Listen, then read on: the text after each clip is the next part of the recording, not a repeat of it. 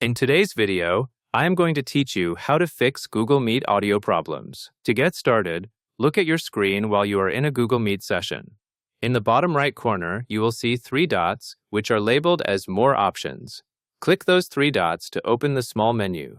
After you open the menu, select Settings. If the menu is small, you may need to move your eyes slightly to find Settings, but it should be near the top or middle of the list. Now that you are in Settings, look for the Audio section. If you see tabs or an audio category, open the one labeled Audio. Sometimes the wrong microphone is selected, like a webcam microphone or a virtual audio device, and that can make you sound distant or completely silent.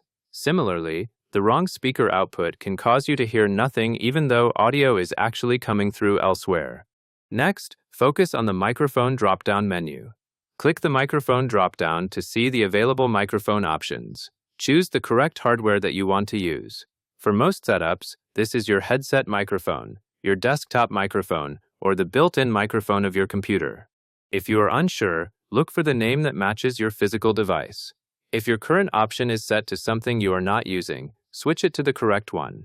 After selecting it, allow a short moment for the change to apply so the meeting can start using the new input.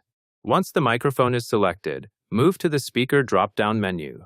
Click the speaker drop-down and choose the correct speaker output device that you want to hear the meeting through.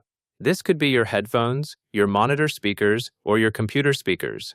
Picking the right speaker matters because audio may be playing, but your computer might be sending it to a different output. If you are using headphones, select the headphones. If you are using desk speakers, select the speaker option that matches them.